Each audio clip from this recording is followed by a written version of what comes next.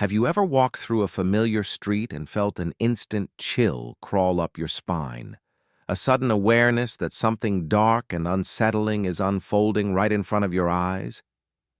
That was exactly what struck the neighborhood that quiet afternoon, as residents froze in their tracks, captivated by a scene that defied their understanding of normalcy.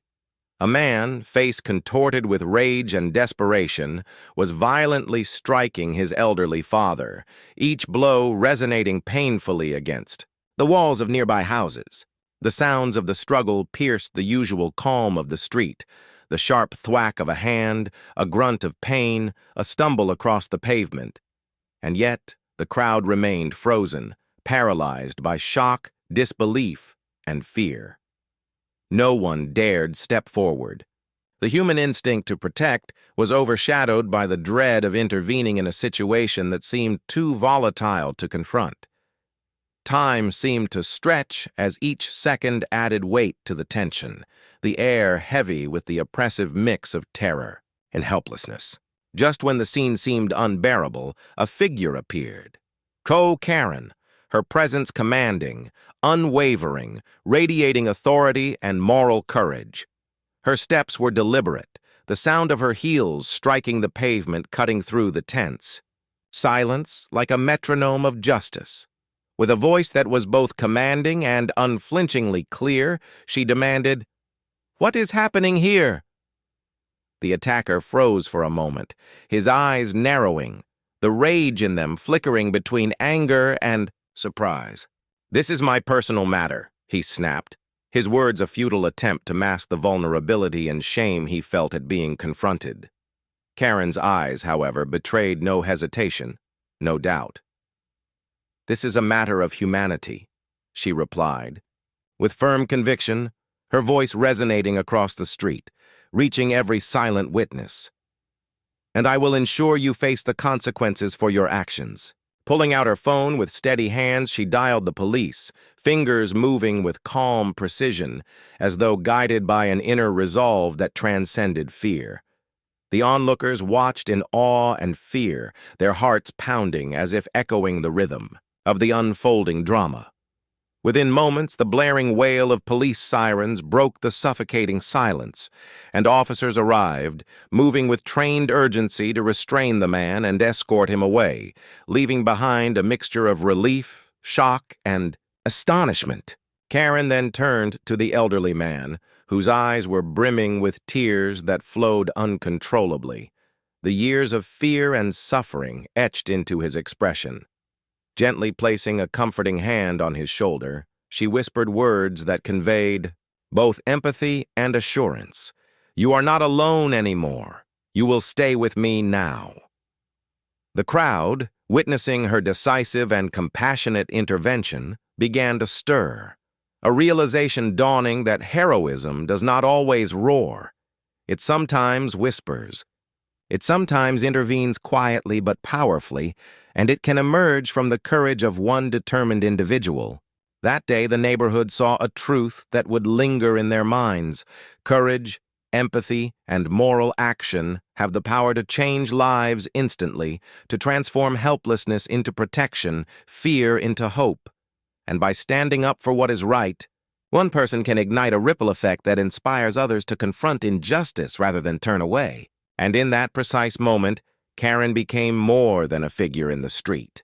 She became a symbol of what it truly means to act, to intervene, and to remind humanity that it cannot remain silent when confronted with cruelty.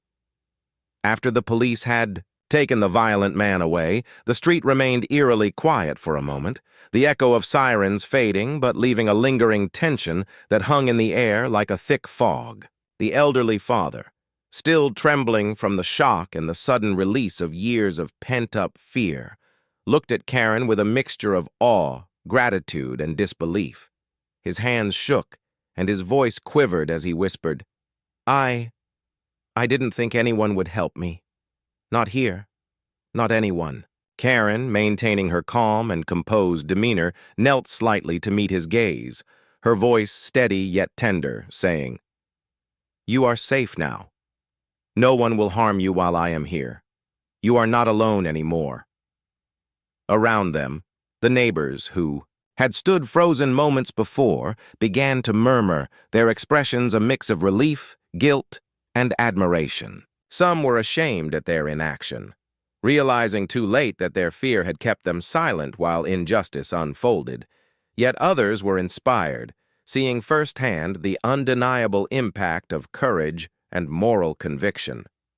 Karen guided the elderly man into her home, ensuring he was comfortable, offering him warmth, a cup of tea, and a safe space to process the overwhelming flood of emotions. As he spoke quietly of the years of abuse and fear inflicted upon him by his own son, Karen listened with patience and empathy, never rushing, never judging, her presence a stabilizing force amid the chaos of his memories.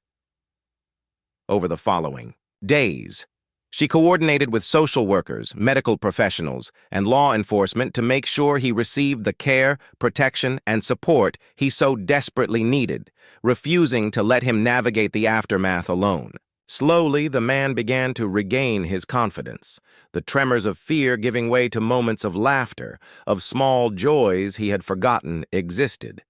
The neighbors, witnessing the transformation, began reflecting on their own responsibility to act when confronted with injustice, understanding that silence often enables cruelty. They began small acts of vigilance, checking in on one another, reporting suspicious behavior, and cultivating a community rooted in care, compassion, and mutual protection.